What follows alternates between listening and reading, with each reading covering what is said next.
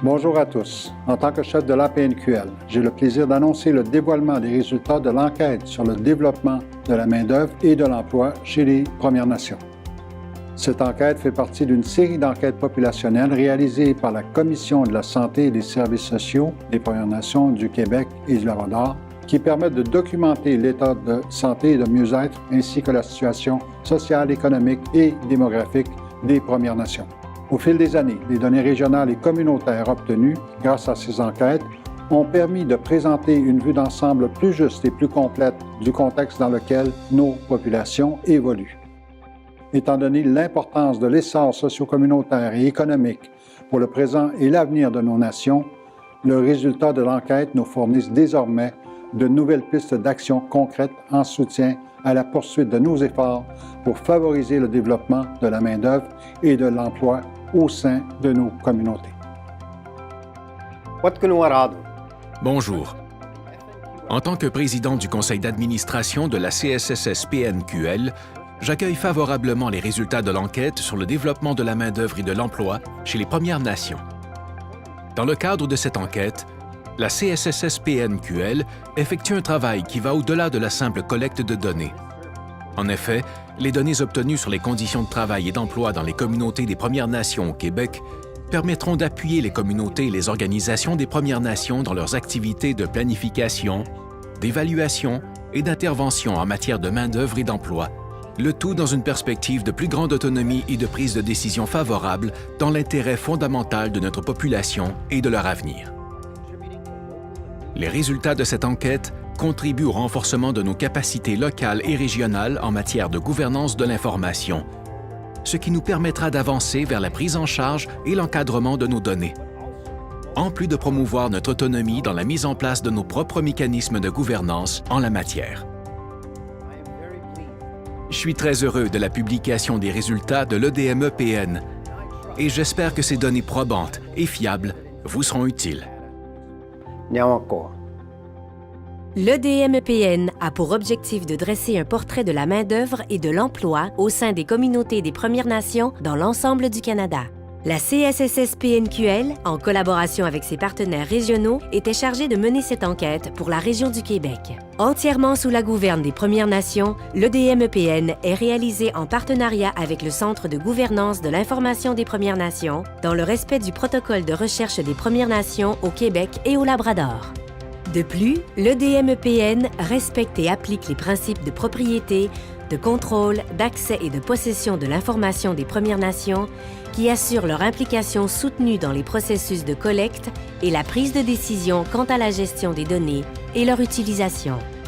L'EDMEPN aborde 6 grandes thématiques: profil sociodémographique et parcours de vie, culture, identité, langue et mieux-être, formation, compétences et aspirations, facteurs de réussite et obstacles à l'emploi, occupation et emploi, revenus et satisfaction des besoins.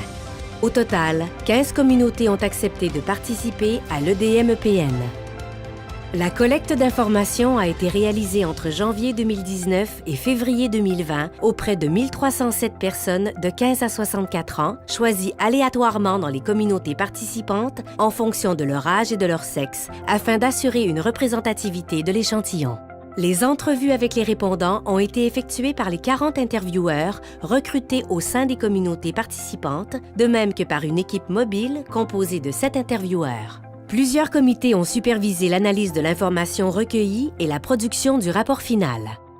Un comité consultatif, formé de représentants d'organisations des Premières Nations qui avait pour rôle d'orienter les travaux, un comité d'experts, formé de différents spécialistes des thèmes à l'étude qui avait pour rôle d'orienter l'analyse et l'interprétation des données, un comité de révision composé de représentants de la CSSS-PNQL qui avait pour rôle d'assurer le contrôle de la qualité et la relecture du contenu du rapport final.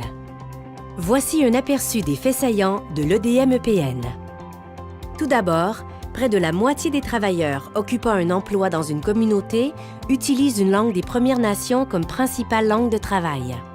Parmi les répondants en âge de travailler, 4 personnes sur 5 considèrent également que la maîtrise d'une langue des Premières Nations représente un atout pour obtenir un emploi dans leur communauté. En ce qui concerne les activités traditionnelles, plus de la moitié des répondants indiquent avoir accès à une habitation autre que leur résidence principale sur le territoire pour en faire la pratique. La famille et l'identité des Premières Nations sont les deux facettes de la vie jugées les plus importantes par la plus grande proportion des répondants, passant ainsi devant le travail. Sur le plan des études, les répondants dont la mère détient un diplôme d'études secondaires sont plus nombreux à avoir obtenu un diplôme d'études secondaires ou postsecondaires, ce qui illustre comment l'entourage d'une personne a des effets non négligeables sur son parcours de vie. Bien que l'obtention d'un diplôme d'études secondaires soit un facteur déterminant de l'emploi, 59% des personnes âgées de 15 à 64 ans issues des communautés n'en possèdent pas. Concernant l'emploi, la proportion des répondants ayant un travail double chez les personnes ayant terminé leurs études secondaires par rapport à celles qui ne les ont pas terminées. En effet, les détenteurs d'un diplôme d'études secondaires ont tendance à mieux maîtriser la majorité des aptitudes de base susceptibles de les aider sur le marché du travail. De plus, le revenu individuel tend à augmenter avec le niveau de scolarité. En effet, le revenu médian passe de moins de 15 000 $ chez les personnes sans diplôme d'études secondaires à plus de 40 000 $ chez les personnes ayant terminé des études collégiales ou universitaires. Les aptitudes entrepreneuriales, soit le leadership, la capacité à régler des problèmes, à gérer de l'argent, à convaincre les gens et à prendre des décisions, sont plus élevées chez les 25 ans et plus, chez les personnes dont le revenu individuel est supérieur à 20 000 $, les personnes occupant un emploi, les diplômés et les personnes vivant dans les communautés situées près des centres urbains. Chez les répondants en âge de travailler, environ une personne sur deux a un emploi. Cependant, chez les 15 à 24 ans, c'est moins d'une personne sur trois qui a un emploi. L'enquête démontre que le quart des répondants a déjà quitté sa communauté pour le travail. C'est notamment le cas des citoyens des communautés isolées qui doivent souvent quitter cette dernière afin d'avoir accès à de plus grandes possibilités d'emploi. Pour certains, quitter la communauté est un réel déracinement culturel qui a des effets sur leur mieux-être. Plus du quart des Premières Nations qui occupent un emploi à l'extérieur de la communauté affirment avoir été témoins de racisme. Cette proportion est beaucoup plus faible chez ceux qui travaillent au sein des communautés. Parmi les répondants, 10% indiquent avoir vécu une expérience d'itinérance visible et 35% d'itinérance cachée, soit avoir habité temporairement chez un membre de la famille, chez des amis, dans leur voiture ou ailleurs, parce qu'ils n'avaient pas d'autre endroit où habiter. L'itinérance est un obstacle majeur à l'emploi. Il est extrêmement difficile pour une personne vivant de l'itinérance visible de se raccrocher à la société et de développer le savoir-être et le savoir-faire nécessaires à l'occupation d'un emploi. Dans le cas de l'itinérance cachée, le fait de dépendre des autres pour se loger temporairement est un défi de taille, nuisant à la stabilité dont une personne a besoin pour obtenir et conserver un emploi. Au cours de l'année précédant le DMEPN, une personne sur trois a eu des difficultés à payer les dépenses de base, comme les vêtements, le logement, la nourriture, le transport et les services publics, comme l'eau et le chauffage. Quick as new. Hi everyone. Bonjour à tous. La Commission de développement économique du Québec et du Labrador est fière d'avoir collaboré à cette enquête sur le développement de la main-d'œuvre et de l'emploi chez les Premières Nations.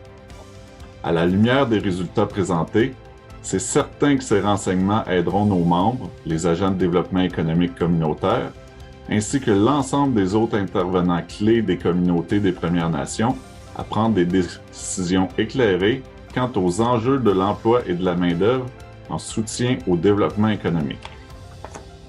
Chaque communauté a accès non seulement aux données régionales, mais aussi à ses propres données locales, ce qui permettra de mettre en œuvre des actions globales ou ciblées nécessaires pour l'éducation et l'employabilité des Premières Nations au Québec. De plus, avec le portrait général du marché du travail actuel, ainsi qu'avec une meilleure compréhension des obstacles ou leviers au maintien d'un bon emploi au sein des communautés, l'enquête fournit des éléments essentiels afin d'améliorer ces conditions. La CDE-PNQL tient à remercier la Commission de la santé des services sociaux du Québec et du Labrador pour ce travail, ainsi que tous ceux qui ont participé à cette enquête et encourage ses membres, les agents de développement économique communautaire, et autres intervenants à utiliser ces données probantes. Merci. Thank you. Chinishkumitinao.